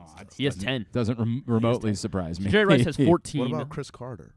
Chris Carter only has 8. He sucks. That only bum. 8. What a loser. Terrell Owens. Yes, Terrell Owens has 9. Larry Fitzgerald. Yes, he does. He has 9. That was a good one. Julio. Not Julio. He only has 7. Reggie Wayne. Wayne also has 8. Marvin Harrison. Not Marvin Harrison. Isaac Bruce. Not Isaac Bruce. Sure, we'll finish. Torrey Holt. Let's finish the... Not Torrey Holt. Hines Ward. These guys both played in the... Tim Brown. Yes, Tim Brown is one of them. And this guy also played in the 90s with the Jags into the early 2000s. Keenan McCardle? No? Jimmy Smith. Yes, Jimmy Smith. Jimmy Smith had 9 9 seasons. And yet nobody ever talks about Jimmy Smith as a Hall of Famer. We saw Jimmy Smith up close and personal when the Ravens were in the division with the Jaguars. Dude, that guy was a monster. Like, no one ever brings up Jimmy Smith as a Hall of Fame caliber receiver. 9,000-yard seasons. 9 of 10 years he had 1,000 yards. That 1 year that he didn't, in 2003, he had 800. That is wild, man. Like, that is really, really wild. All right, good stuff. Tidbit was also brought to you today by, or just a reminder, how about that instead? The gambling can be fun, but you should set a limit and stay within it. And remember that if you or a loved one has a gambling problem, call 1-800-GAMBLER 24/7 or go to helpmygamblingproblem.org for free confidential services. Tubular is brought to you by the all-new Ginsu Kamado Grill. It's your final week to take advantage of saving $100 when you use the code TAILGATE at ginsugrills.com. Save $100 when you use the code TAILGATE, ginsugrills.com. Here's what's coming up tonight, totally tubular-wise. No local teams in action, so no excuse. Oh, by the way, just got word on who Tyus Bowser's guest is for tonight. That would be one Kyle Hamilton that will be joining Tyus Bowser tonight at Guilford Hall Brewery, which is a pretty big deal. Ravens' #1 pick, and obviously who's been having an exceptional season. Kyle Hamilton will be joining Tyus Bowser this evening at Guilford Hall Brewery, 1611 Guilford Avenue in Station North. Come out and join us 7 o'clock tonight. Seems like that would be a really good one for you to be there, the season finale of the Tyus Bowser Show. And if you can't make it, you can watch it at facebook.com/PressBoxSports. You can also listen to it over the course of the week and Friday night on 105.7 The Fan. Big Ten Hoops tonight on ESPN, Michigan State, Wisconsin at 7. Big Ten Network for Illinois, Nebraska at 9. The rest of the college basketball you can find at GlennClarkRadio.com. TNT's got Thunder Heat at 7:30. Suns Warriors at 10 o'clock. Hopefully I'm back home in time for that one. ESPN Plus and the Hulu for Devils Hurricanes at 7. Panthers Avalanche at 9:30. Non-sports. The Golden Globes are tonight, yes, right? The Golden Globes hosted by Gerard Carmichael. Okay. So you can DVR those so you can watch them. There's a lot of controversy with the Golden Globes a couple years ago, and so I don't know where we are with all of that. It's the 80th annual Golden Globes. They did not air the Golden Globes on television last year because there was so much controversy surrounding the Golden Globes. What was it, on Peacock? It was not on. There was no ceremony. Oh. Like they just announced them basically who the winners were last year. Well, that's pretty much the only I mean, thing. like they found out that literally every voting member of the Hollywood Foreign Press was white. And everybody was like, that's not going to work. And so they had to like go through and basically reconfigure the entire organization to like figure out that, hey, maybe that was a huge problem, a huge issue. Maybe you need to have some non-white voters would probably be a good way to go about doing that. Jesus Christ. That's really Imagine existing as a major organization for all those years and like never bothering to look around and be like, huh. You know what's weird? Awful lot of us are white. Oh, it's all of us. Well, that's strange. Of course, NFL coaches do that sometimes too. Where they're like, look around. I saw somebody that Eric Bieniemy was the favorite to be the new coach of the betting favorite to be the new Texans coach. Come on, dude. If you're Eric Bieniemy, you can't take that job, right? Like, I mean, you can't look at your what's, quarterback probably, but you can't look at what's happened the last couple of years and think Right. that it's a good idea to take that job. Yeah. There's just no way if I'm Eric Bieniemy that I could. Like, I get it. There's only so many jobs that are available and all that, but like, come on, man. How do you do that? How do you do that? I was looking at some of the betting favorites that were sent to me yesterday. Harbaugh was the betting favorite in Denver, which is weird. Hang on a second. I gotta pull it back up. I mean, I don't know how anyone. That's sort of where it's an NFL coaching job. So it's the awkward part about it. Right. And like weirdly, once Nathaniel Hackett was gone, Russell Wilson actually kind of looked okay the last couple games of the year. So do you just put it all on Nathaniel Hackett and blame him, or? I think they had the right idea going like a younger coach. Just pick the wrong coach. Like take the Vikings for example. They did something very similar to the Broncos. Yeah, Kevin and O'Connell. That one worked out. It did. It worked out significantly. Ravens fans want Hackett as the OC now. Is that one? Well, there's word that the Packers would the maybe Packers be will bring him interested back. in bringing him back, which like could make sense to me. Like I could see that. That could keep Rodgers around. I mean. Potentially. Yeah, I mean, they kind of have to keep Rodgers around because we looked at those numbers. Like, it would cost them a lot. Especially the way the season ended. Like, they had a choice. They could have either played Rodgers and went for the playoffs or played Love and knew what they had at quarterback, and they chose not to do that. So now they kind of have to stick with Rodgers because they still don't know about Love. Man. I'm trying to pull this up. I'm trying to find these betting favorites because I got an email about it yesterday, and of course I lost it. Excuse me. Who's the Chargers' favorite? Well, they haven't fired their coach yet. Well, like I know you. Well, I know you're convinced, and I understand it, but they have not fired their coach. Damn it! No, I can't find it. This is gonna drive me nuts. John All in right. Little Rock did chime in earlier. He said that beans popsicles sound delicious. Oh, what is wrong with you, John in Little Rock? That makes me question you more than some of the other things that you've shared opinion-wise this year. All right. I feel like there was some. Oh, did you see the giveaways for the Orioles? Oh, this I did. season? Yeah. The Adley Rutschman Captain America America bobblehead looks dope as hell. That looks so dope. Doing an Eddie Murray 1983 World Series bobblehead. Yeah, that's a cool idea. I like that. Felix Bautista bobblehead. Yeah, there's some. They're doing a Mount Castle bobblehead this year as well. I think there's some good. And I saw like there was going to be an Orioles purple pride jersey at some point. Yeah. So all those June things. 24th. I'm interested in those. I admit I am still. I realize that it makes me a rube, but I don't care. I'm a rube. Deal with it. I'm just a rube. That's the way I still look at all these dates and I'm like, all right, so yeah, got to go that weekend. Yeah, I mean, yeah, probably do. Or I have to ask somebody to take care of it for me. That's the way it'll go. All right, Tubular was also brought to you by PressBoxOnline.com/offers. You can cash in on the Ravens-Bengals primetime wildcard game. Go to PressBoxOnline.com/offers. Sign up and bet $20 with Caesars Sportsbook and automatically get $100 in additional free bets. Just bet $20 and get another $100 to play with. Go to PressBoxOnline.com/offers now to start winning. Thanks today to Biff Poggi. Thanks also to Bryant McKinnie and to Patrick Stevens. We'll get it up in the greatest hits section of the Oh, my God, it's so good. tab at GlennClarkRadio.com. On the program tomorrow, very random, Mike Lupica and James Patterson, world-famous novelist, are going to join us tomorrow. They have co-authored a book, which I am going to have to try to read a little bit of today because I haven't had a chance yet to read any of it. But we will talk to Mike Lupica and James Patterson on the program tomorrow, which is a weird sentence. Drew's going to join us, I'm assuming. Anything else? Stuff and things on the program tomorrow. Very good. Thanks to everybody at PressBox, all of our great sponsors and partners, including the Baltimore County Police Department, Problem Gambling, Glory Days Grill, Royal Farms, Costas Inn, Maryland Jockey Club, Great 8's Memorabilia, the FanDuel Sportsbook at Live Casino and Hotel Maryland, Maryland Vascular Specialist, the all-new Ginsu Kamado Grill, UMBC Athletics, your local Toyota dealer, buyatoyota.com. Charles, what's your social? Where can people follow you? Instagram, CharlesAP28. Very good, because he's a huge Adrian Peterson fan. That was his guy. That's his kid. dude. Now, he's just doing retired things. Yeah, correct. It's a little embarrassing. Yes, it's a little embarrassing. All right. Thank you for your hard work. Griffin, of course, at Griffin_Bass. Follow us Twitter, Instagram, and TikTok at Glenn Clark Radio. Have a great Tuesday evening. Go nobody in particular. Come see us, Tyus Bowser and Kyle Hamilton, tonight at Guilford Hall Brewery. Duke sucks. Coming up next, Simply the Bets.